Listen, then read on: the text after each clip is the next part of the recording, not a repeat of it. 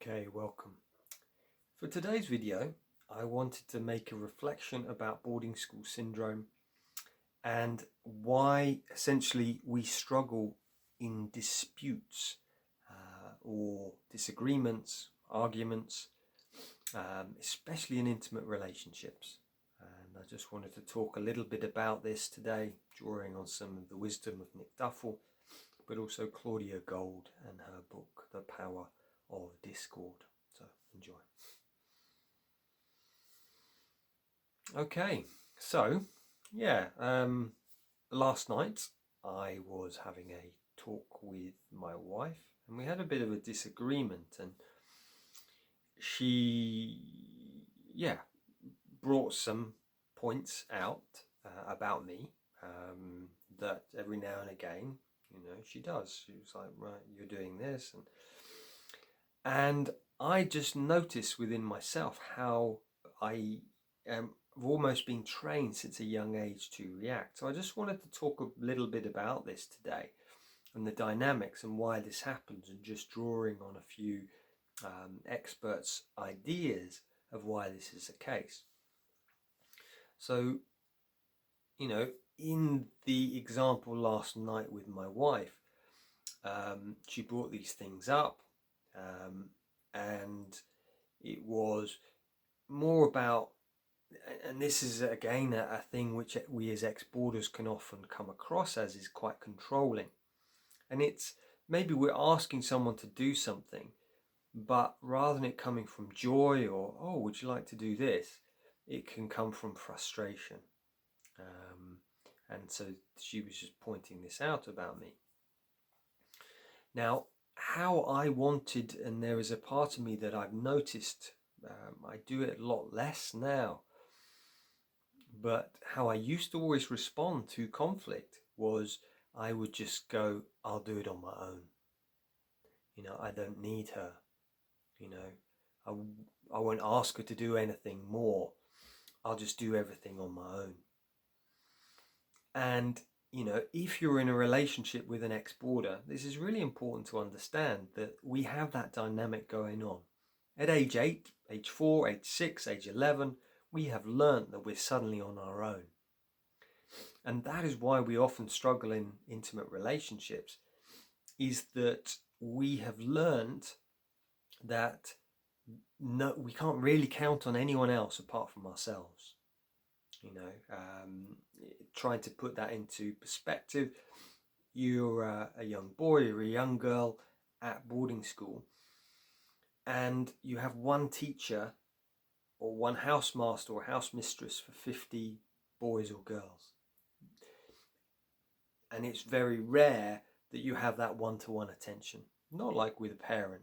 If you've got two parents or a single parent, you still have a little bit of time every day. In a boarding house, it's very unlikely you have any connection. So in the connection, really, you have to rely on yourself. So I think this is important to just note that that's a pattern that we learn. Now, I wanted to draw a little bit on Claudia Gold's work. Claudia Gold wrote the book The Power of Discord with Ed Tronick. She's a pediatrician, and I interviewed her on my podcast about a month ago.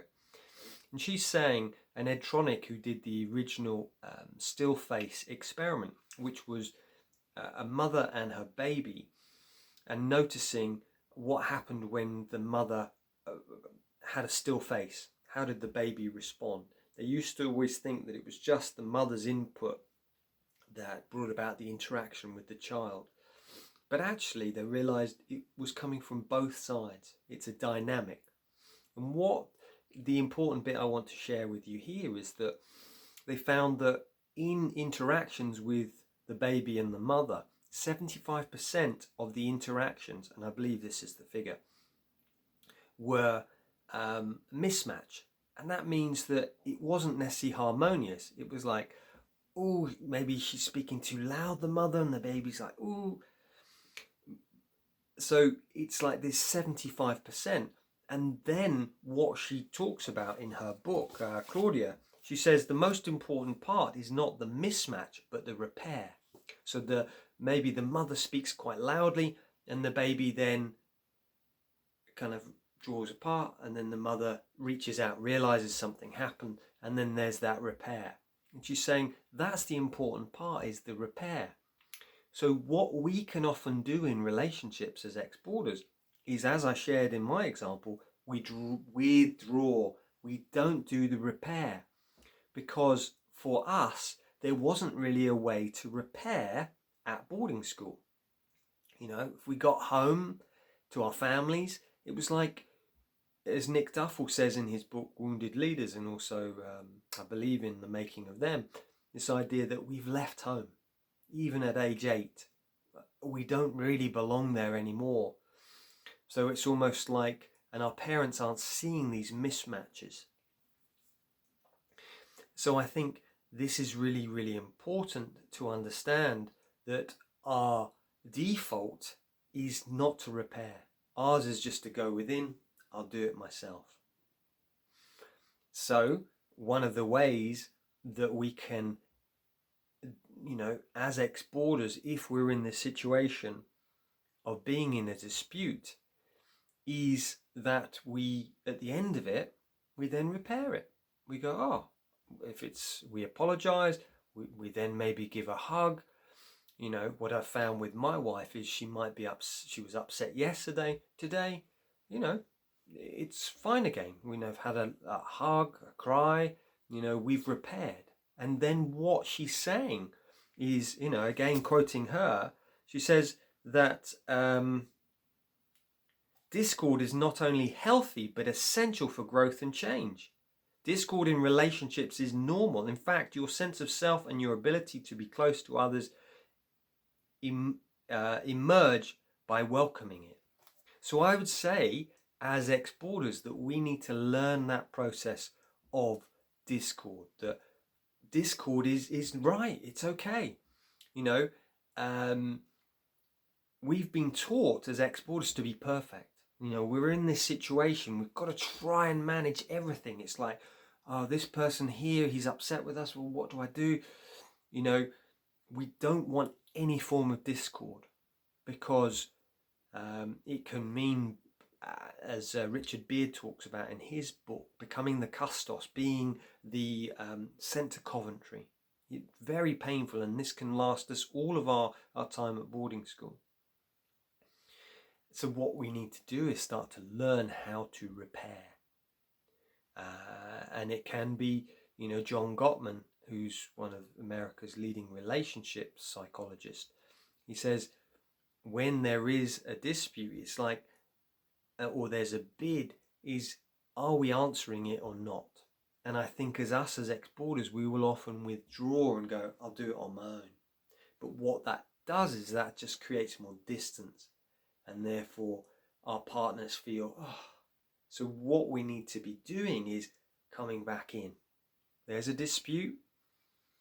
Okay, this is painful. Lean into it. Now come back to this teaching that there are 5 ways we can respond to any dispute. We can either get angry at the person, you know, that doesn't work. So I'd say 4 which don't work, and then the final one which does, and I've mentioned this many times before. First one is get angry. The second one is to try and fix the other person. It's like, well, you should do this. You should go and see a therapist. Again, that doesn't work either. The third one is to run away. And I'd say that's often what we do as ex-boarders. We might not run away physically, but we'll run away mentally. Oh, we've gone. We've disassociated. The ABCD of boarding school syndrome, as Joyce Sharon says, the D, dissociation. So we, you know, run away. The next one is we'll try and justify ourselves. If, say, my wife's angry at me for being a certain way, I'll go, oh, but I did this. You know, again, that's justifying. What the key is to be present, is to listen. And what I would suggest, it's almost like we lean in. They're upset with us. How does this feel? Oh, this is uncomfortable. This is painful. This is the mismatch. But if we stay with it, you know, our partners will trust us that much more. We, you know, I haven't really talked about this much, but I teach this with my clients. This idea of we have a wall up. That's what a lot of ex-boarders and a lot of the a lot of the literature talks about this, of this wall that we bring up. And one of the things, we bring this wall up at boarding school in order to survive. We don't have rooms, we don't have our own space, so we build up a psychological wall. And therefore we often put this up, especially in disputes with loved ones. So our work is to draw that wall down. We're just imagining it dissolving or opening, dropping it. And that allows us to feel. What are the barriers we've put in front of our hearts? Dropping them. And I do this practice. Maybe if you're interested, please comment below, and I'll teach you how to do it in a video. But this idea of opening the wall, feeling what we feel. Got a lot of ideas here, so maybe I've got so we've got those 5 ways. Getting angry back at someone, trying to fix the other person, try to run away, try to justify ourselves, and then the final way is presence. That's the way which works. We stay with the discomfort. This is uncomfortable. Maybe there's some tears there. It's like, oh, this is difficult. But just breathe. And stay with it. And then what happens is, then once it's over, we can then, I'm not going anywhere. I'm going to stay here. I'm going to listen to you. And then the next day or later on, we then can repair. And the relationship goes deeper. But if what we've learned as ex-boarders is we have this mismatch, and then we withdraw. But like she says, the most important part, Dr. Claudia Gold says, is not the mismatch, but the repair. You then repair, and the relationships goes deeper. Yeah. It says, again, another quote, page 36, moving through messiness turns out to be the way we grow and develop in relationships from earliest infancy through adulthood. Messiness holds the key to strong relationships. And I believe this is this thing that we really need to learn as ex-boarders, is that we think messiness is a bad thing. Because we've just not learned that. So it's really important that, there's a dispute. Yeah, that's key. That means I'm in the right place. That means this is going to develop into a strong relationship as long as I do the repair, and coming back to presence, breathe. Can I apologize? And that's difficult for us as ex-boarders. Can I apologize? And how can I make amends here? Can I really pick that up? Oh, yeah, okay. I'm feeling some frustration. Maybe I need to speak that rather than just unconsciously acting out my anger in the relationship. So, there are other things I was going to say, but I think we've got to the end there. So yeah, really, it's important for us to understand that we can do relationships. We just haven't been skilled in it. But we can learn these things, and therefore we can have these deep and beautiful relationships. So keep going, and many blessings to you. And I'll speak soon, and I'll have a podcast on Friday with a lovely man called Kevin Albin, just about his time living in the jungles, what he learned about connecting to nature, and he now works as a climate activist. And it's just this idea of what we can do to help the climate at this time. Very inspiring, actually. Lovely man. So, an author of a book called Stone Child. So yeah. Okay, well, blessings. I'll see you soon. Bye for now.